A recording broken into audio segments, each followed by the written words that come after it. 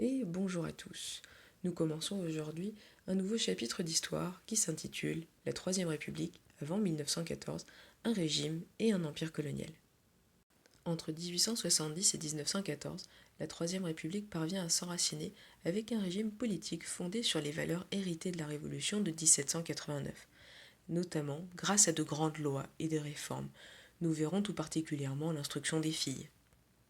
Surmontant, non sans difficulté, les tensions et les crises, comme l'affaire Dreyfus par exemple, qui la fragilisent, la Troisième République conquiert progressivement l'adhésion d'une grande majorité des Français. Son œuvre a toutefois ses limites. Conservatrice et inégalitaire, elle est aussi une république coloniale dans les territoires qu'elle domine. Ainsi, nous nous poserons la question comment la Troisième République enracine-t-elle un régime fondé sur des principes de 1789 ? Nous aborderons dans une première partie la fondation et la stabilisation de la République entre 1870 et 1884. Dans une seconde partie, nous verrons que la République s'enracine et se consolide entre 85 et 1914.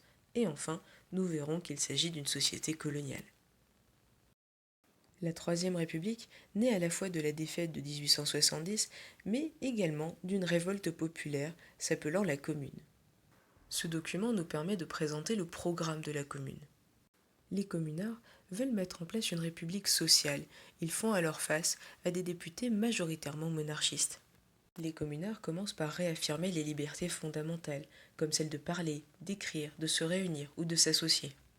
Ils sont également favorables au suffrage universel, en rappelant que le principe d'élection doit être appliqué à tous les fonctionnaires ou à tous les magistrats. Ils sont également favorables à un enseignement laïque, c'est-à-dire un enseignement non religieux où il n'y a pas de prosélytisme. Enfin, les communards sont favorables à la protection des plus fragiles, les chômeurs et les pauvres. Leur programme est donc marqué particulièrement à gauche. Cette gravure a été photographiée et retouchée par Numa Fils en 1871 et est conservée au musée d'art et d'histoire de Saint-Denis. Ici, nous observons l'apogée de la révolte parisienne, la semaine sanglante, qui se déroule la dernière semaine du mois de mai 1871.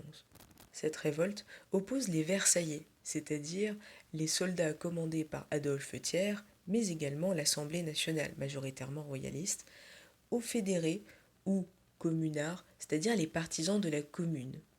Ces derniers ont un projet républicain particulièrement audacieux et socialiste.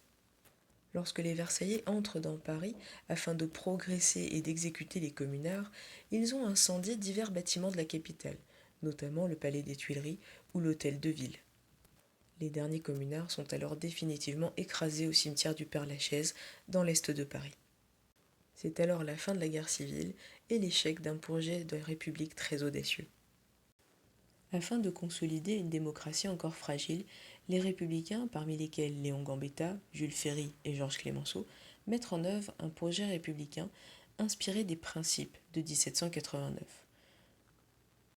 Ils développent tout particulièrement les libertés fondamentales, liberté de la presse, de l'édition, liberté de réunion, le droit d'élire les maires, le droit au divorce, le droit de se syndiquer, etc., etc.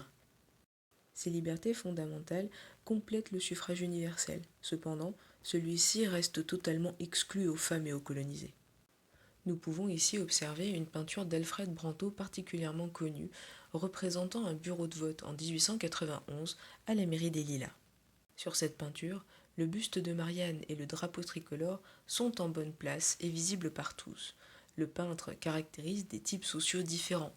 De dos, au fond à gauche, un commerçant artisan est présent avec son tablier blanc. Nous pouvons observer au second plan, au centre, avec un canotier et une ceinture de laine rouge, un ouvrier. Et enfin, à l'arrière-plan, nous pouvons observer un bourgeois aisé portant un chapeau haut de forme noir.